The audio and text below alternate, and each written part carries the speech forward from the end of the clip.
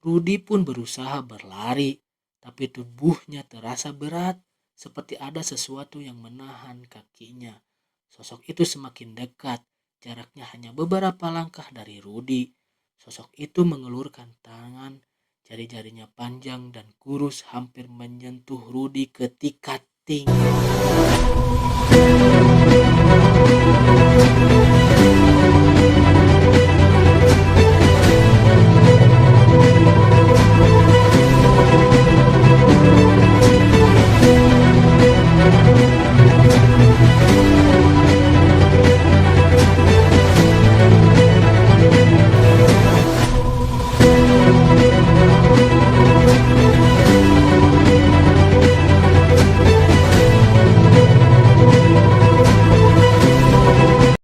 Selamat datang di Zona Mang Ase.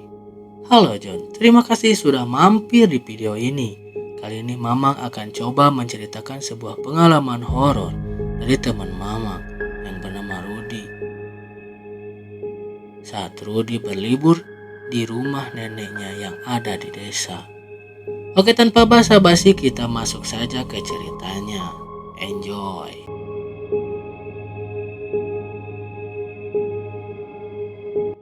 Rudi adalah seorang remaja yang baru saja lulus SMA. Dia memutuskan untuk menghabiskan liburan panjang di desa tempat neneknya tinggal. Sebuah desa kecil yang terpencil di kaki bukit, jauh dari hiruk-pikuk kota. Ini adalah pertama kalinya Rudi berkunjung ke sana setelah bertahun-tahun tidak ke sana mengunjungi neneknya. Terakhir sekitar SD kelas 6. Si Rudi ke sana katanya kalau tidak salah. Desa itu sangat tenang karena rumah penduduknya itu berjauhan satu sama lain dan pemandangannya yang indah jauh dari kesibukan dan polusi kota. Singkat cerita, setelah perjalanan jauh yang melelahkan, tibalah Rudi di rumah neneknya. Disambutlah si Rudi oleh neneknya yang tinggal sendiri di rumah itu.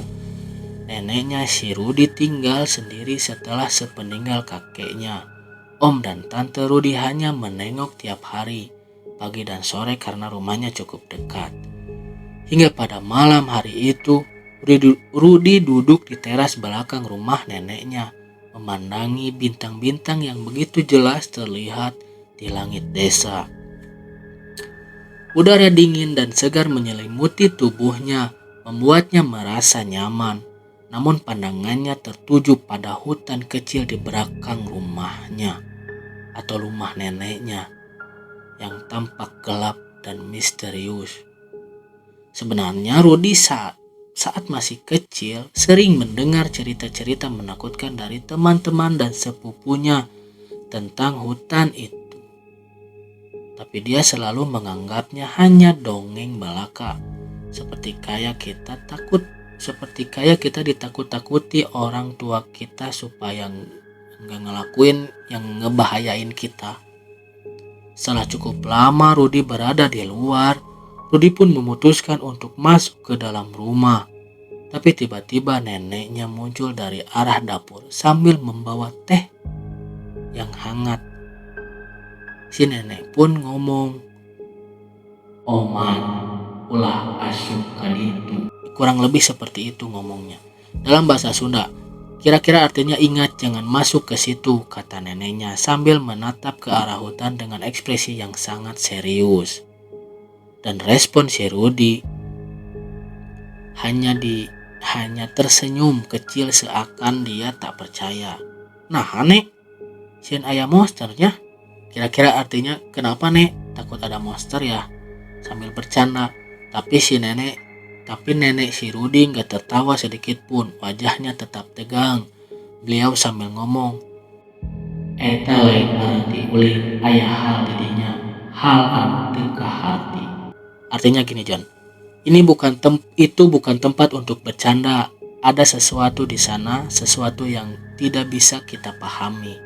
Meski merasa sedikit terganggu dengan kata-kata neneknya, Rudi tetap tidak terlalu memperhatikannya. Bagi Rudi, ini hanyalah cerita lama yang dibuat untuk menakut-nakuti anak-anak di desa. Ketika malam semakin larut, Rudi memutuskan untuk kembali ke kamar. Tapi sebelum tidur, rasa penasaran terhadap omongan neneknya terus terbesit di dalam benak si Rudi. Rudi pun melirik keluar jendela, memandangi hutan dari kejauhan. Apa benar ada sesuatu di sana? Dan akhirnya, dorongan iseng itu menguasai diri Rudi. Dengan senter kecil di tangannya. Rudi menyelinap keluar dari rumah tanpa sepengetahuan neneknya. Udara malam pada saat itu terasa semakin dingin. Saat ia mendekati tepi hutan, sesaat sebelum Rudi melangkah masuk lebih jauh, Rudi merasa ragu, tapi rasa penasaran mengalahkan rasa takutnya. Langkah pertama terasa biasa, tapi begitu Rudi melangkah lebih dalam, suasana berubah. Hutan itu gelap, tapi lebih gelap daripada yang Rudi kira. Angin mendesir di antara pepohonan menghasilkan suara seperti bisikan yang tidak jelas. Tiba-tiba Rudi mendengar suara ranting patah di dekatnya. Dia menoleh. Senter di tangannya semakin gemetar. Suara langkah kaki perlahan mendekat. Dari kegelapan muncul sosok samar tinggi, kurus dan tampak membungkuk. Mata sosok itu merah menyala dalam gelap. Sekujur tubuh si Rudi membeku di tempat itu, bergerak pelan mendekatinya dengan cara yang tak wajar, seolah-olah tidak benar-benar menginjak tanah. Rudi pun berusaha berlari, tapi tubuhnya terasa berat, seperti ada sesuatu yang menahan kakinya. Sosok itu semakin dekat, jaraknya hanya beberapa langkah dari Rudi. Sosok itu mengelurkan tangan, jari-jarinya panjang dan kurus hampir menyentuh Rudi ketika ting,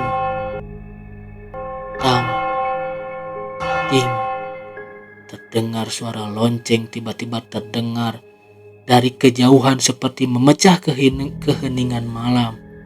Sosok itu pun berhenti, mata merahnya berkedip sejenak kemudian perlahan-lahan menghilang ke dalam kegelapan, seakan terhapus oleh suara lonceng itu. Rudi pun jatuh terduduk, napasnya tersengal-sengal. Di kejauhan Rudi melihat neneknya berdiri di tepi hutan, membawa sebuah lonceng kecil di tangannya. Neneknya menatapnya dengan wajah tenang tapi tegas. "Sudah kubilang jangan masuk ke hutan itu," ucap neneknya dengan suara lembut tapi penuh peringatan. Rudi berdiri dengan gemetar berjalan kembali ke rumah bersama neneknya. Meski lega karena selamat, ada sesuatu yang menghantui pikirannya. Dia tahu di hutan belakang rumah neneknya bukan sekedar tempat biasa. Dan sejak malam itu, dia tak pernah lagi meragukan cerita-cerita lama yang dulu dianggapnya hanyalah mitos. Kadang-kadang mitos diciptakan bukan untuk ditantang, tetapi untuk dihormati sebagai pengingat bahwa dunia ini jauh lebih besar dan lebih misterius daripada yang bisa kita pahami. Oke John, segitu dulu cerita hari ini. Bagaimana yang menurut kalian menarik? Tulis saja di kolom komentar. Like video ini kalau kalian suka, share dan subscribe channel ini agar channel ini terus berkembang. Juga nyalakan lonceng notifikasinya agar gak ketinggalan kalau Mamang upload video. Besok kita cerita lagi John. Terima kasih, sampai jumpa. Yang thumbnail